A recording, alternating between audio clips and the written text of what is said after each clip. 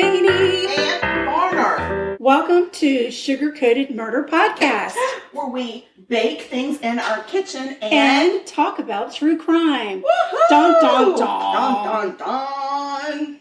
Yes. Yes. Welcome everybody. Welcome back to our listeners. And whoop whoop. We hit 13,000 downloads Lord today. have mercy. That's a huge milestone. And Thank we really y'all so appreciate much. everybody listening and ask you to continue to listen. Keep it up. Because it's that kind of stuff that makes us want to keep on doing what we're doing. Absolutely. So, there you have it. All right, so it's your turn to bake. What are you cooking? Well, it's very loud in that kitchen. Well, it's your kitchen, so I don't know what to tell you.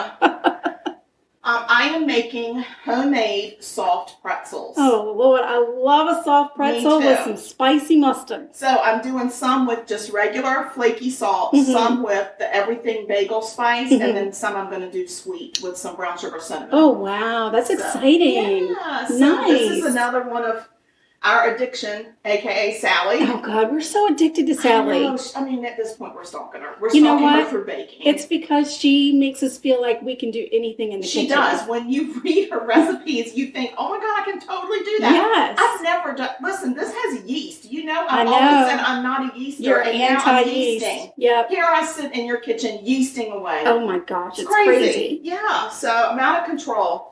But it's Sally. It's all on Sally. She makes me feel like I can do anything. And it's the best thing. We've made more things in the year that we've been doing this than we've ever made in our lives. Yes. Like things that we would have never even thought to try. Attempted. Yeah. No. And I have a whole bucket list of things that I still want to do. I know. Me too. Oh, we're crazy. I'm so proud of you for venturing into the world of yeast. I know. It really makes me nervous, but according to Sally, this is foolproof. Oh, my gosh. I'm proof that I'm a fool. So next thing you know, you're going to try to make bagels. Don't even start.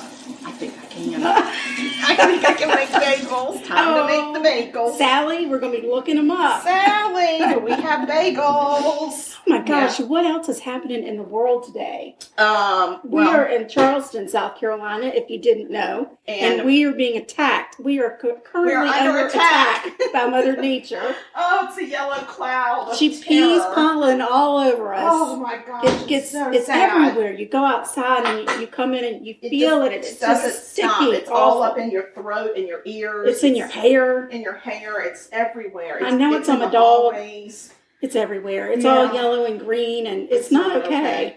Oh you buy me a Coke. Girl, I ain't buying you shit. Oh, did I say that out loud? I'm so sorry. I said sorry. Oh my gosh, I can't believe March is almost over. I know. It's flying by. It is.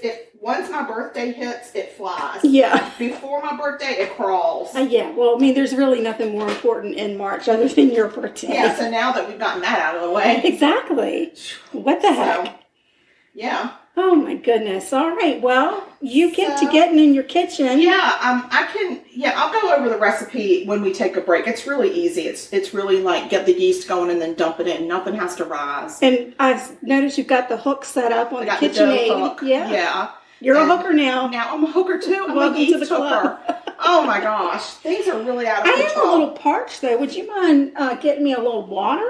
Your water's right here. I happen to be drinking some coffee with Amoretto in it tonight. Oh, don't you worry. I've got Bailey's in my coffee. It's more Bailey's than coffee. Thank you. Well, we've gotten some kind of feedback from some people that we seem to people sound better. Like it better when we drink and record. Drinking, which is crazy because I feel like we don't make any sense when we're drinking. Agreed.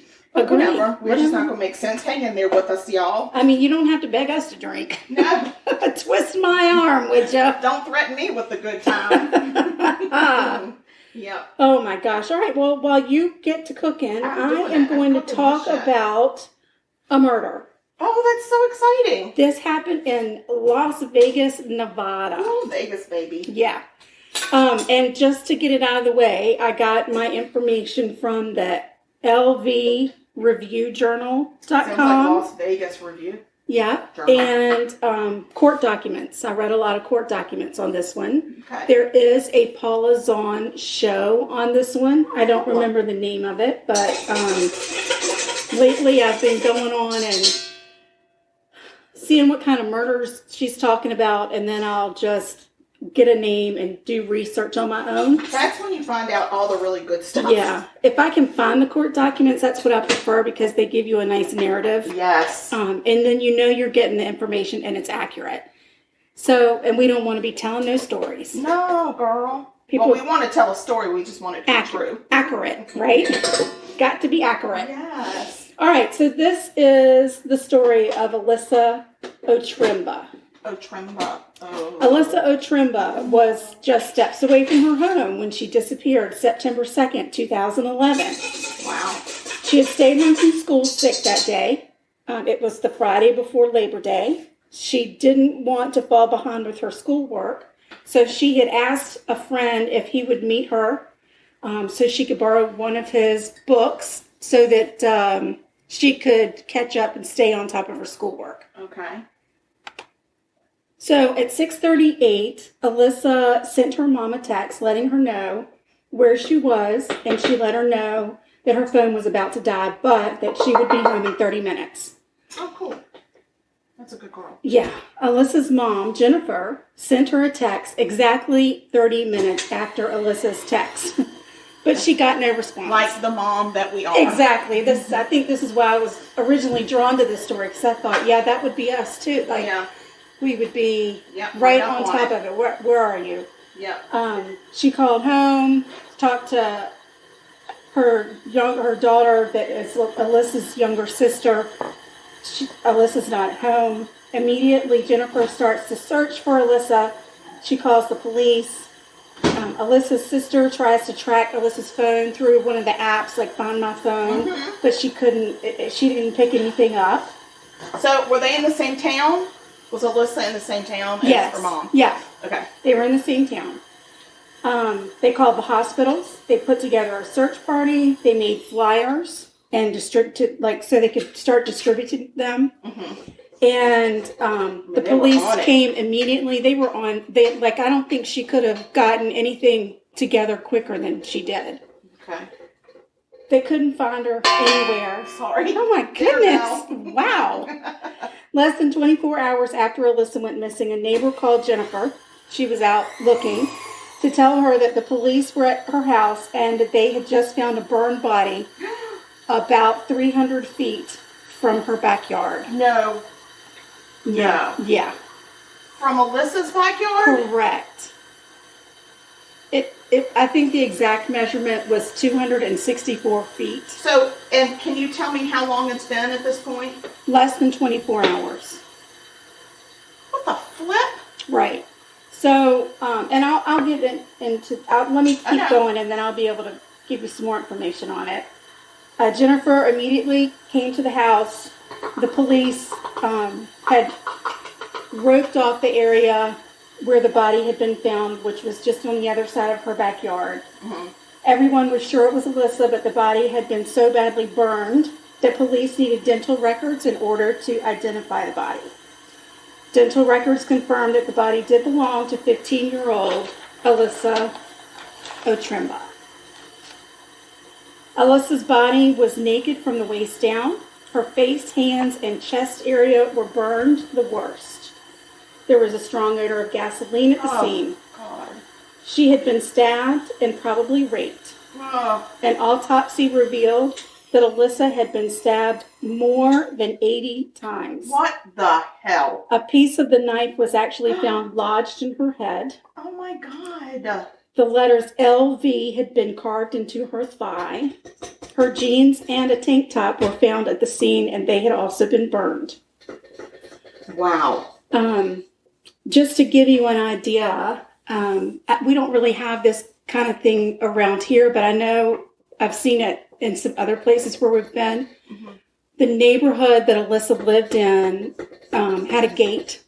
Okay. And when she went through the gate, you could go over a bridge, like a footpath. Yeah. They also had pedestrian tunnels that went under, which evidently is something they do there. So... They go under what? Like the road? Under the, yeah. I guess it keeps you from crossing the road. The busy highways and stuff, right. So... I don't like a tunnel. When I say it was 300 yards from her house, she would have had to come through the gate. It's not like she could have just gotten to her backyard from where she was. Okay. She would have to go through the gate and then through the neighborhood. Okay. So it wasn't like an easy pass through. Right. So then the police they questioned her classmate. Remember, she was going to meet a classmate to get a book. And he said, I'd sent her a text and told her I wasn't allowed to leave home. So I never met her. They checked his story. It was true. He never left the house. Did he text her? He did text her. Okay. Well, they don't know because they haven't been able to find her phone. They haven't found the phone. So okay. But I guess I gave it away. Yes. Sorry, I keep asking questions. I don't mean to rush it. It's okay. I'm curious. It's okay. So police go back. They start looking around the crime scene. They determined that Alyssa the route she would have gone through that pedestrian tunnel to a gate that went into her community. Okay. And police go to try to retrace her steps to see if they can find any evidence anywhere. Uh-huh. And they find blood on the gate. So she was so close to making it home. Like she was at the gate. She was at the gate. That is heartbreaking. They find a trail of blood from the gate out into the spot where they found her body, which was actually from where the gate was and where the house was. Mm-hmm. It was down a little ravine, and it was in a spot that was very hidden, even though it was flat. It was just a little ravine, but it was deep enough that nobody could see Alyssa. Okay. So you're saying, see what you're saying. Yes. They figure she probably made it to the gate and was forced at knife point into the deserted area. It was a deserted lot behind the house. DNA evidence is collected at the scene, and it's put into the CODIS database, and there was no match. Police set up a hotline. I mean, they were really on top of this. It really went like lickety-split. Yeah, it doesn't seem like they were like, well, she's young. She could be a runaway. Yeah, right. or, maybe she just went to the mall and didn't tell her mom. Right. They were on top of it. They were on it. That's good to know. Good to know in Vegas. Yes, way to go, Vegas. So police set up a hotline, and they released some of the details. They never release all of them. No. About the murder. And tips come pouring in. Oh. The most important tip came from an angel by the name of Elizabeth. Her last name is Morales. Elizabeth Morales. Okay. Elizabeth was 18 at the time, and she told police, I know who killed her. I know who this killer is. She's nervous, but she found the courage to tell the police that she would meet them at a convenience store parking lot and give them the details. Wow. So the police get there.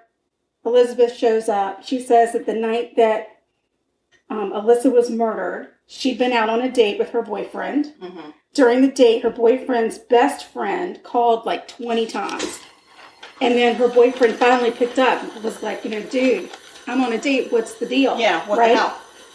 After he talked to his friend, the friend's name was Javier, he ended the date and went to meet with Javier. And then later that night, Elizabeth's boyfriend, his name is Danny, and Javier came to her house.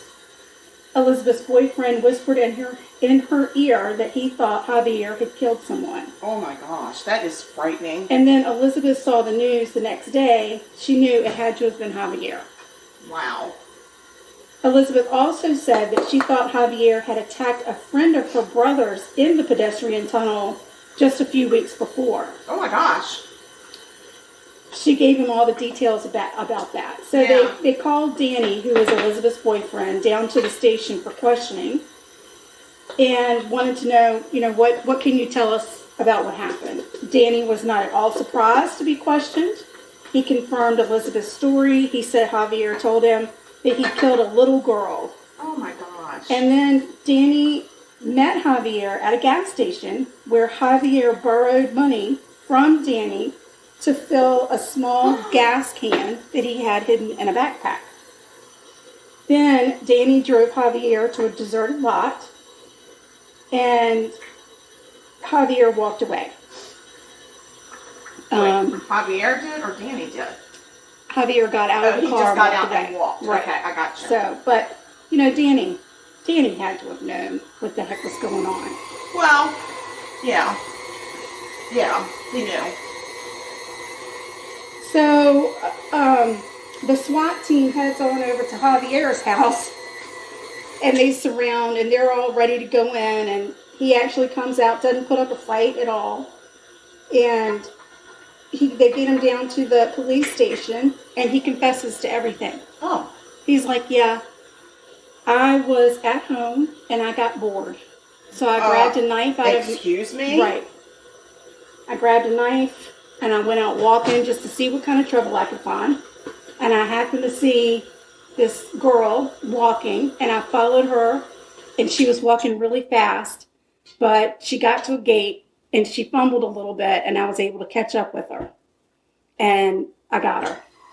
And I dragged her into the lot, and I raped her, and I stabbed her.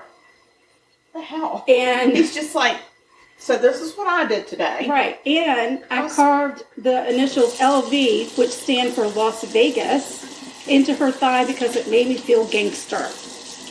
No, Javier. That's not gangster. That's killer. Right.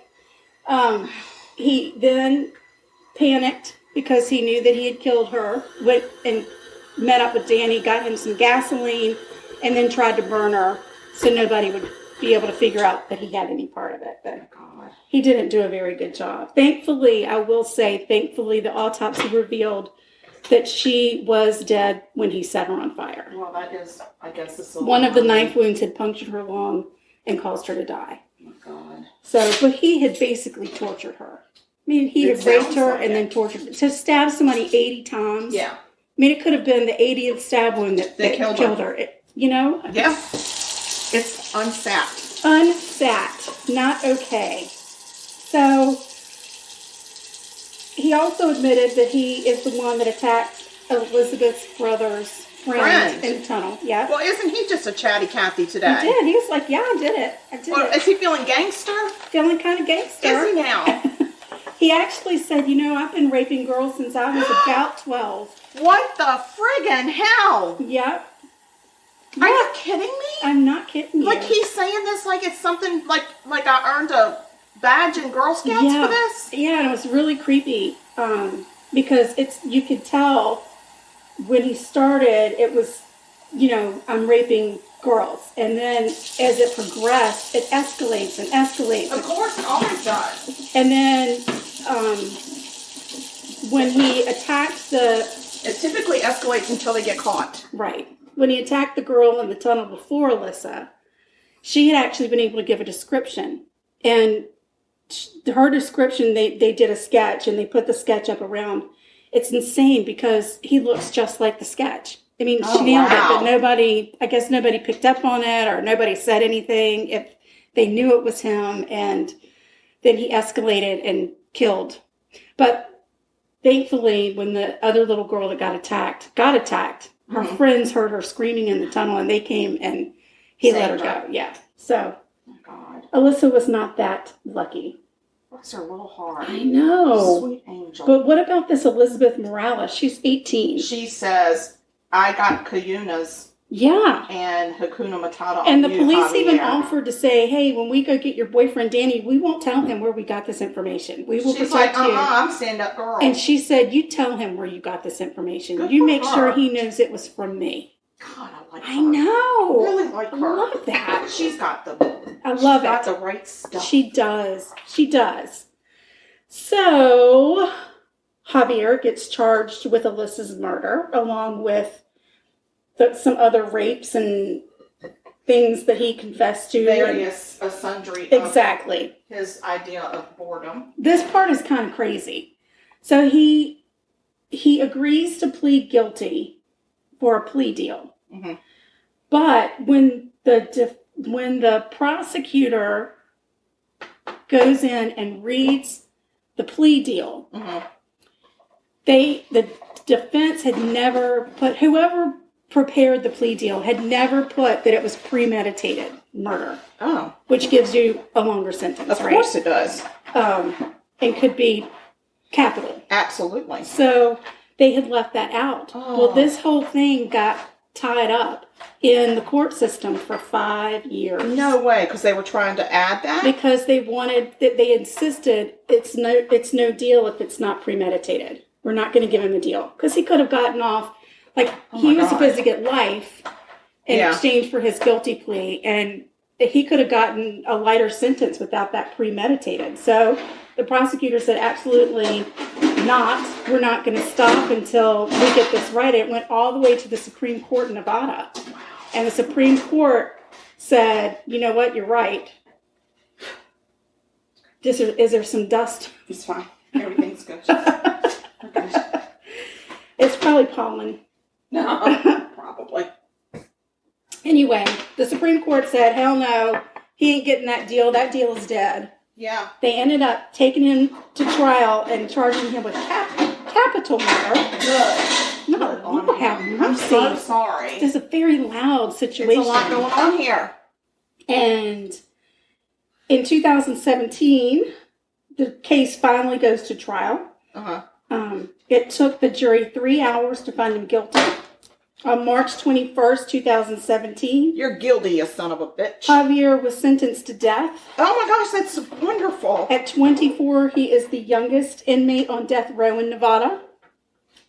Do they still have a death penalty? They do, and I read up on that. It looked like it was in 2017 that they had thought maybe they would get rid of the death penalty. Okay. And Alyssa's mother actually went before Congress and said, oh, no, you don't. Not until Javier fries. This is what will happen. Mm-hmm. You will let this man sit in prison for the rest of his life, and he needs to die. Yeah.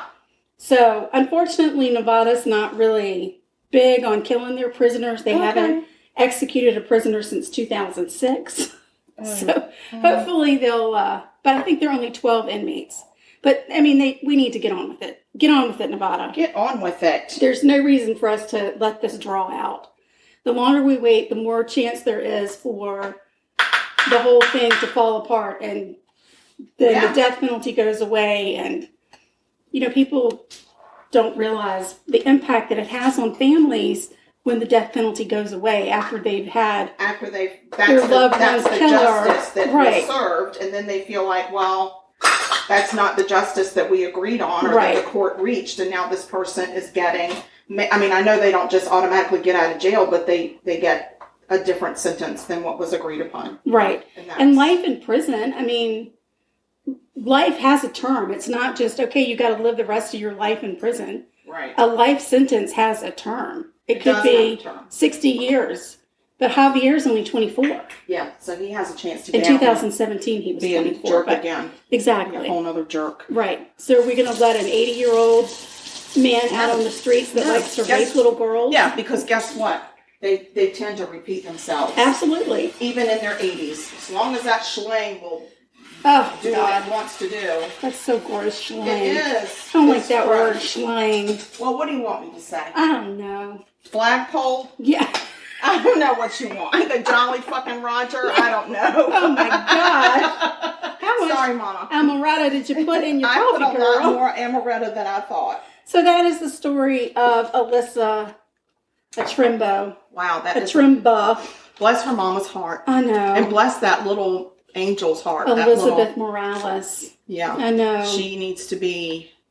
I mean, if it wasn't for her, if it wasn't for her, it would have taken them forever. She needs to run for president. I will vote for her. There you go. That's right. President of Las Vegas. Yes. So I'm glad that there's a break because I'm in a quandary. I have to knead, and I don't know how. Oh. I need to knead. No, it says turn it out and knead it for a minute and then let it rest. Oh. So can you help me? Yeah, I'll pause it and help with the kneading. Thank you. Please hold. Needy. All right. So thankfully, Annie has helped me get my kneading situated because I am a professional kneader, and I'm just intimidated by the knead. Don't be intimidated by the knead. Well, I'm no longer intimidated by the knead, but I just needed to see. I needed to see you knead. Okay. So we're kind of at a standstill because we got the dough resting. So I thought I would just go on and share this recipe while we're waiting for some stuff to start happening. So again, this is on Sally's Baking Addiction. .com, or we would prefer that you email us and ask us for it because we really enjoy getting email then and we're desperate. It just makes us feel like people are listening and they care. And they Email want us, let us our know you recipe, care. even though it's Sally's recipe, they wanted it from us. Right. Just saying. So this, you do 1.5 cups of warm water and a packet of yeast. Woo! And it's just lukewarm. It doesn't have to be a certain temperature. And you put the yeast in your mixing bowl, and then you put your water in there and whisk it a little bit, and then you let it sit there for, I think she said 1 minute. I think it sat for a little bit longer than that for me because I wasn't ready. And then you whisk into that same bowl some salt, brown sugar. Brown sugar. Okay, Rolling Stones, Mick Jagger, and a tablespoon of melted unsalted butter. Butter. Slightly cooled. And you whisk that up all together, and then you start adding your flour. And at that point, I hooked up the hook. The hooker? The hooker. You got your hooker. We got the hooker. We turned on the hooker.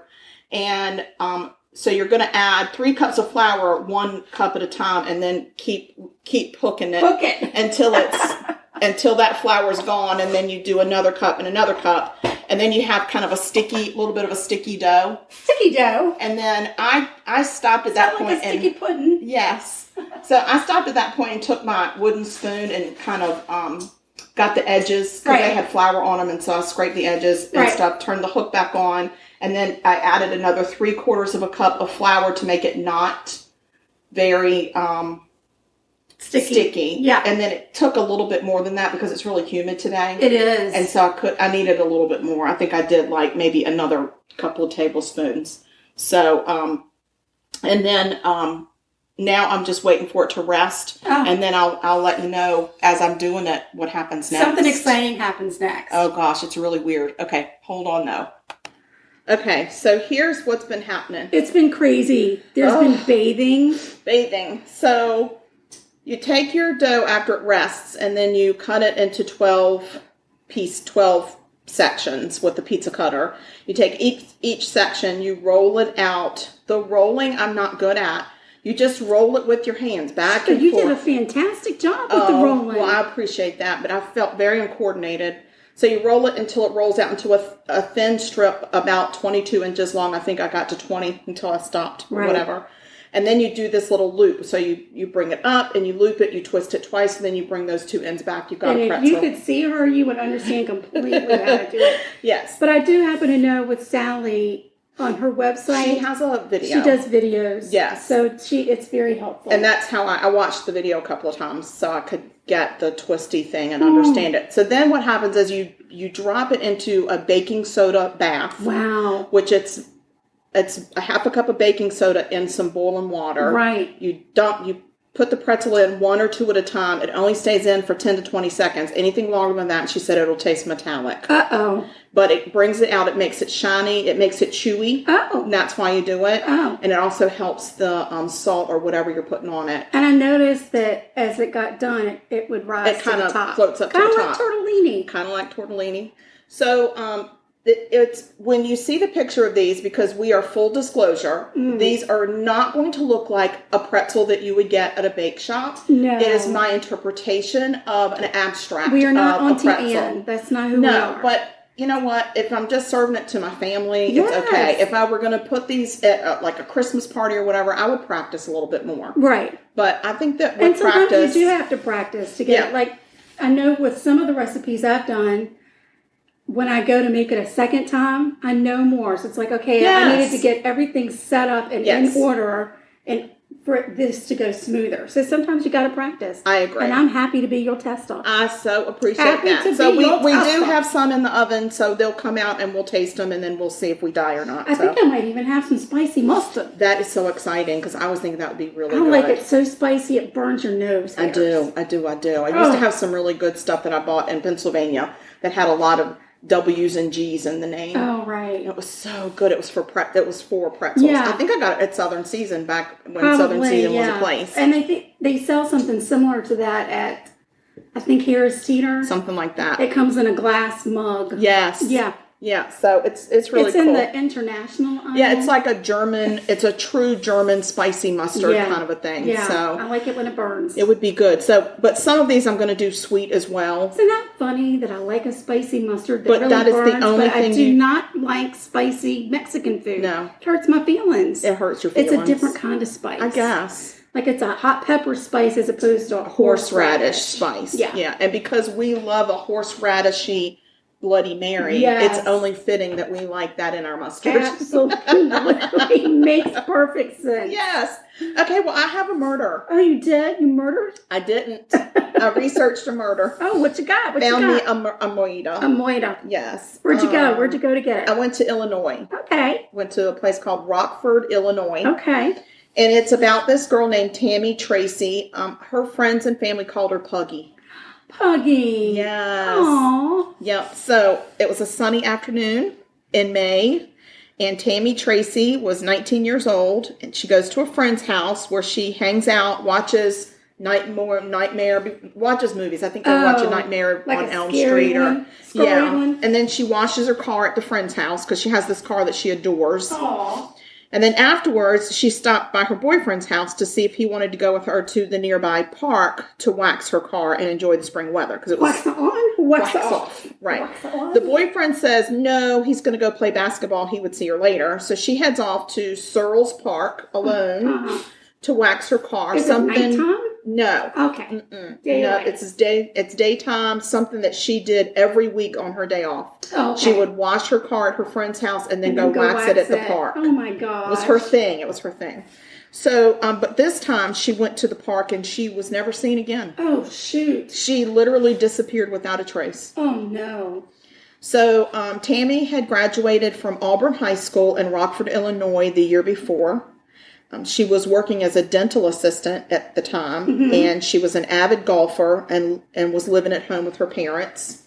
Her mom, Linda, reported Tammy missing on May 28th after realizing that Tammy was not in her bed early that morning when she went to check on her before going to work. And then she also noticed that Tammy's car was not home. This was not like Tammy. Right. You could set your watch by Tammy. Right. That's the kind of kid she was. Where'd you go, Tam? So, the mom starts to go searching around, and she actually finds Tammy's 1979 Oldsmobile at Searles Park, parked in a parking spot. Okay. Doors locked, car wax on the seat, no sign of foul play, just no Tammy. Oh. Right. So, immediately, a massive search is launched. Immediately. Cops are on it. Family's on it. Love that. They're out there. They're looking. She's got brothers and sisters. They're all looking. So, but they couldn't find any signs of her anywhere. So the mom, Linda, said that Tammy was ultra responsible and would never just leave and go somewhere without saying something. She wouldn't leave her car. She wouldn't leave her car. And she would never just leave and go with somebody she didn't know. She would not leave and then not tell her mom that there was a change in her schedule. She was just one of these kids that was by the book. Right.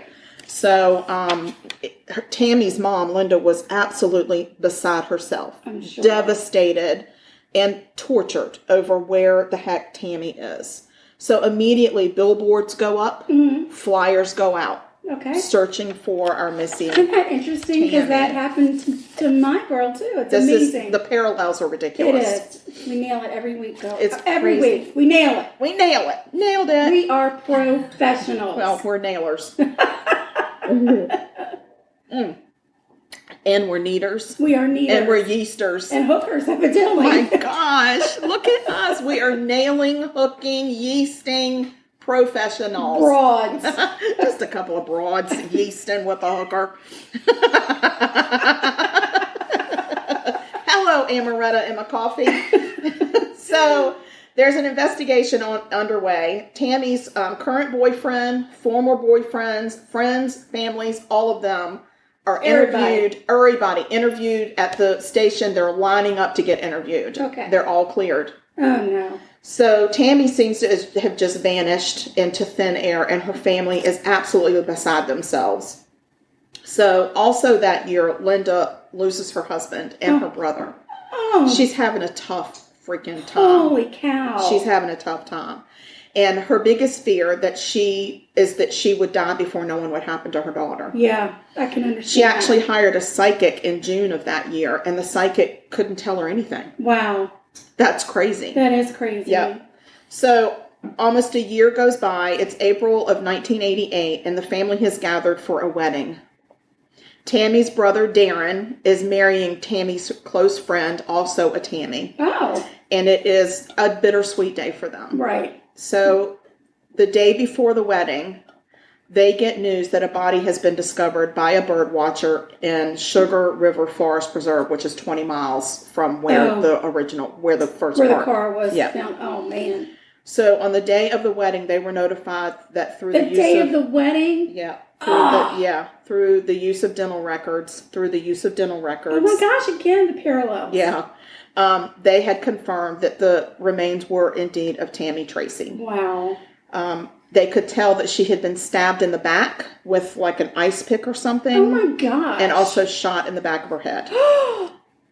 So all this time, police and Linda had a suspect in mind the whole time. Oh, really? They never had enough evidence to make an arrest. Oh. Couldn't make an arrest. And Linda thought, well, now we've got a body, so now it's just gonna go lickety split. Oh. Well, it doesn't. No. So this man that they are suspecting, he is known to Tammy. Tammy knows him. Okay. He doesn't go to school with her. Okay. And he's not a friend of the family or family member, but he is considered an associate of the family. Okay. Okay. That's the suspect. At the time, Linda scrapes together $15,000 in reward money to put up. Yeah. And her son and new daughter-in-law purchased 2 billboards in town advertising the crime. Wow. With Tammy's face on it, with the number to call, everything. Right. It's super sad. Wow. Super sad. And Linda is beside herself as a mom.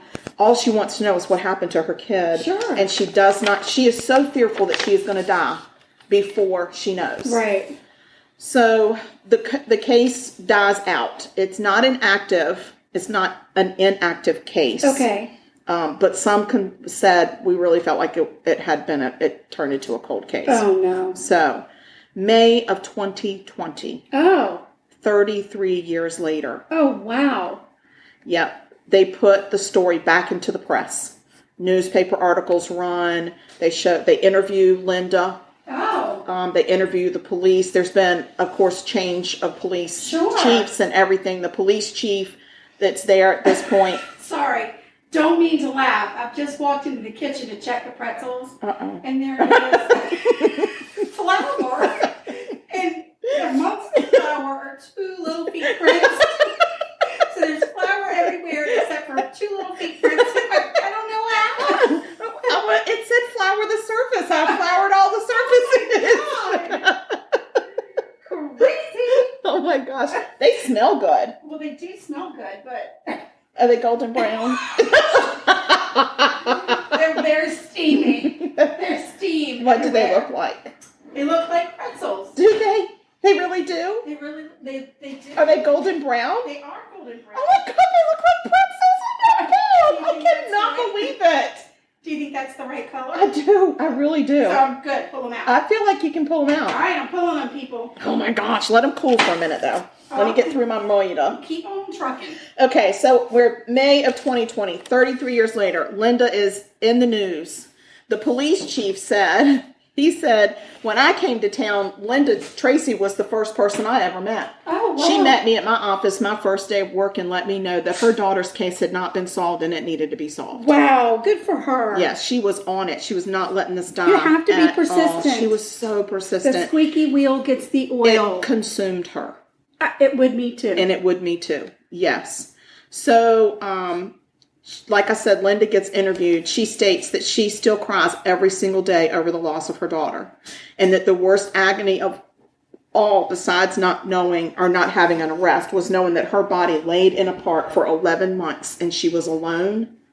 And that they had not been able to give that child justice. Right. And she said this case can be solved.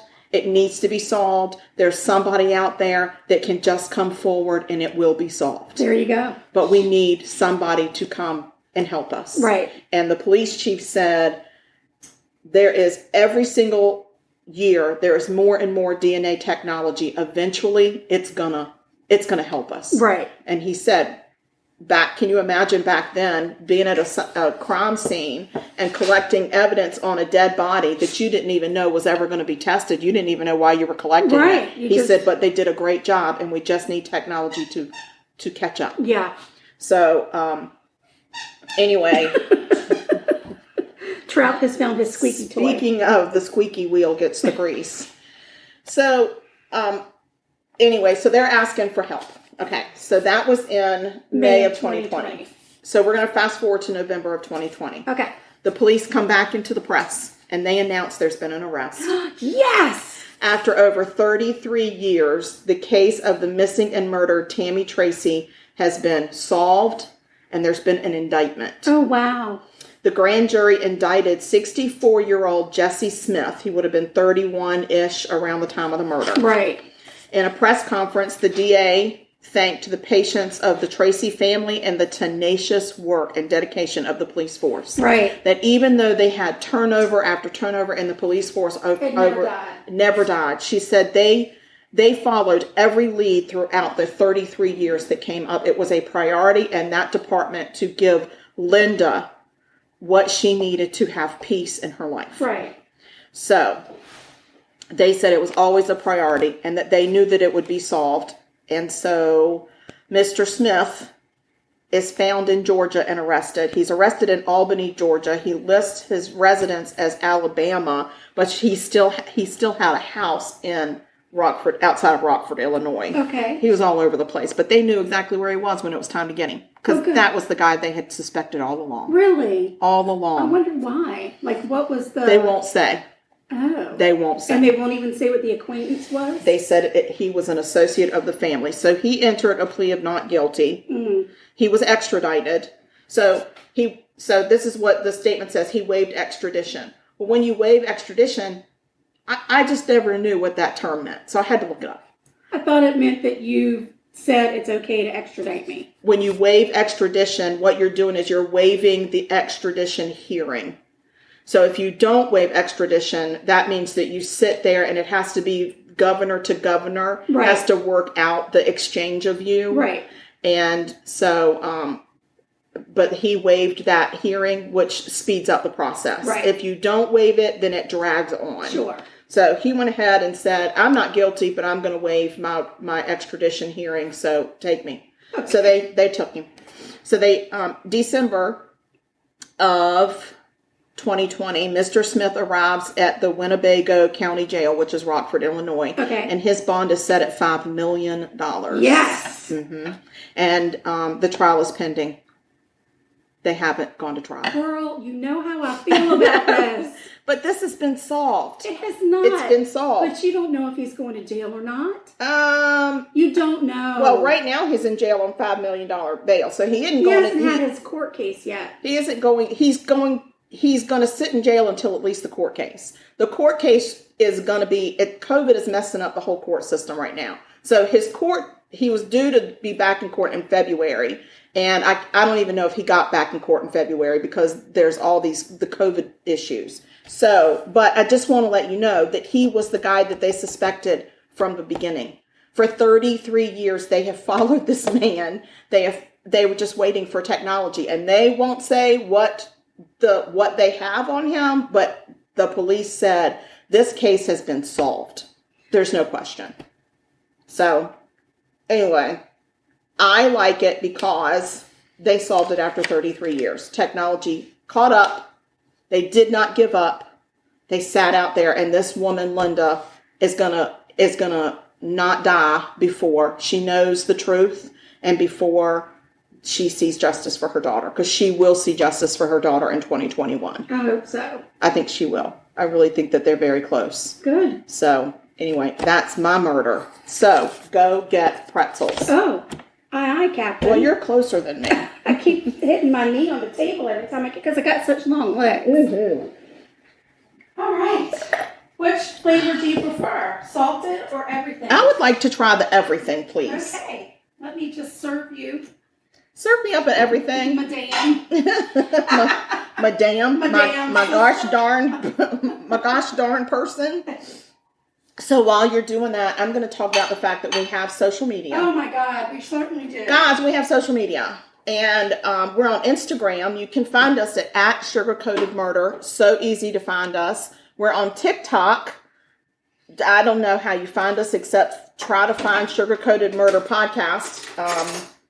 And we have Facebook. We have a regular. Tickers and tuckers. We talk, we Insta, we gram. Oh my God. We twit, we face, we book. We're big, and we hook. And we hook. And we need. We're face hookers. We're face hookers. Yes, look, this really does look like a pretzel. I mean, it looks like a special pretzel, but it's a pretzel. Yeah. My mustard expired in December, but I think it'll be good. Sure, it's hot mustard. What could go wrong? It's Grey Poupon. Smells like mustard. Yeah, you want some? A little bit. Thank you. She likes some Grey Poupon. Excuse me there. What was that commercial? I know. It was a Grey Poupon commercial. It was. Yeah. Excuse me there. Have you any Grey Poupon? Could you pass the Grey Poupon? Give me some damn Grey Poupon. Oh, I'm so excited. Well. That is good. Oh my God, y'all, this is pretzel. That really is. I made pretzel. Good job. Holy crap, I made pretzel. You did an excellent job. I mean, that's pretty good. It tastes just like a pretzel, y'all. Y'all, you got to do this, because if I can do it, anybody can. All right, have you gone over all the social media? No, I stopped on the Facebook. Oh, we got a Facebook. We got a fan page. Yeah. Sugar-Coated Murder Podcast fan page. Yes, and that's where you get... You get previews. And you get to be friends. You get to be friends. You just ask to be a friend. And we're like, yes. But if you like the page, that's fine. But you're not a friend if you like the page. You got to request to be friends. Yeah. If you like the page, you're friendly and kind, but you're not friends. You're not going to. You're not in the circle. You're not going to special stuff. No, you're not going to get the early announcement, the early release of the episode. If we do a live feed, which we are probably going to do this week. I know last episode we said we were getting ready to make a big announcement, and then we had some technical issues and we couldn't make the announcement, and now we're going to make the announcement. Now we're ready. No, well, not today. No, not right now. This is not the announcement. Right. But we're going to make the announcement. Yeah. And it's going to be live on the fan page. Yeah, we're going to be live. You're going to see our ugly mugs. You're going to see our mugs. We're going to be mugging. We're going to be mugging hooker yeasters. Yeah. Yeah, we got big things coming up. Yeah. Guys, this pretzel is really good. And it's not making me thirsty. And we also have email. Oh, yeah. You can email us and ask us for this damn recipe. And I want you to say, just like that, give me the damn pretzel recipe. I want to make pretzel. Yeah. Just say, give me the damn recipe. I want to make pretzel. Yeah. And that's murder.sugarcoated@gmail.com. Uh-huh. All right, guys. What else? Anything else? Oh, we have a link tree. We do. Post that when we post our episodes. The link tree, it's got all of our special links. We just recently added a new feature, Buy Me a Cup of Coffee. Yes, you can go on and buy us a cup of coffee or whatever. You can donate to our creative Right, because stash. it does cost money for us to buy the baking supplies. And just in general, we pay for a lot of services that it takes to actually put a podcast out. Don't say services. No, like... That's weird. It's not weird. Not like people aren't serving us. It's like applications. Yeah. Anyway. It costs money. It does, and we wouldn't. We're not looking to get rich, but it would be nice if we had some support. I mean, even if we got close to breaking even, that would be nice. Yeah. So, in the very near future, I think we're going to maybe try to run a fundraiser for the podcast. So stay tuned for that. We'll do like a t-shirt campaign or something. Very exciting. And put that out to y'all, and hopefully y'all can find a way to support us. Yeah. We really appreciate it. Yeah. But more than anything, we just love that you all still listen to us. Yes. And you haven't given up on us. Some people say they want more. Yeah. I haven't heard anybody that said, please, less. Yeah, no. Not yet. I mean, maybe they're just nice and not saying it, but I appreciate that they don't say that. Exactly. It would crush me. It would crush me. It would be devastating. Yeah. So we want you guys to stay sweet. And don't murder. But if you kill people, we will talk about you Have a great week. And we love you. And goodbye. Bye-bye. And make a pretzel. Have a pretzel. Be a pretzel. Bye-bye.